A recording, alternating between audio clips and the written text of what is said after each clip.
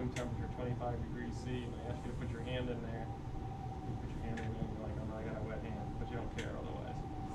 If I just double the temperature to 50 degrees C, and I ask you to put your hand in there, you're like, ooh, that water's really hot.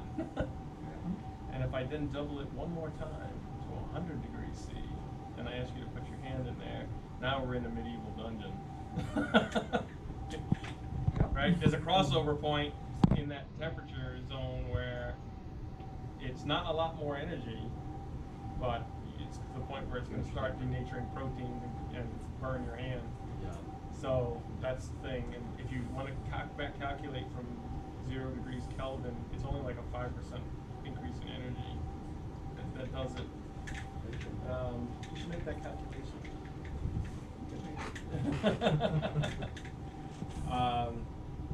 So that's the camera. You can do binning on this camera, but it will, it'll increase the sensitivity by 4-fold, but it'll reduce the resolution by half in each dimension, and they're already fairly large pixels.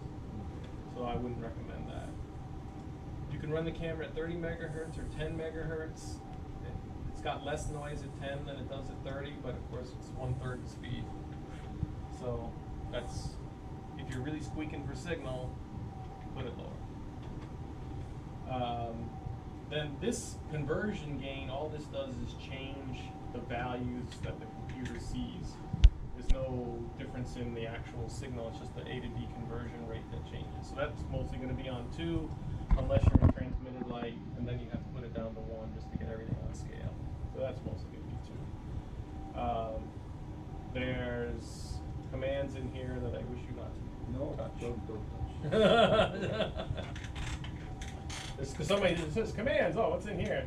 Don't go in here. This is the button. This is another place where I want to put a piece of tape over it. You have a couple of other things here. I don't know if you guys can see. I'm trying to be as up to the wall as I can. But you can file there. You go out that way. Yeah. Sure can. You have the W1 pad, which is there mostly for you to see what's going on. You're not really going to change anything here. You have the microscope pad, which shows you what's going on in the microscope. And except for the objectives, you're probably not going to go in here at all either. I put all the pertinent buttons up here that would require you to go in here. And then the solar pad is the fluorescent light intensity, so you can zoom up and down on that. Right? This panel down here, it says W1 pad. This is adjusting the laser power. So right now, we've been live all this time, right? And we haven't really bleached the sample at all because spinning discs don't really bleach samples. And it's a pretty hard sample too. But if I want to make, if I want to increase the laser power, I can do that. If I want to decrease the laser power, I could go down to like here and still get a fairly decent image. So depending on the sensitivity of your samples, you may want to err on the side of caution here. So still 30 millisecond exposure, so I'm still going 30 frames a second. So you think about that compared to a point scanner. We haven't yet to even try and make this work hard. When I change anything on these panels, you'll notice that the optical configuration that's pressed in, all of a sudden this exclamation point shows up. That means you've changed something. If you don't know what you've changed, you can right click on this and it says show differences. You click show differences and it tells you laser power to 14.8 is not 29.5, which is what was programmed in the button. So I hit OK, and if I want to overwrite it with the new value, there's a little triangle here. I click the little triangle and it'll overwrite it.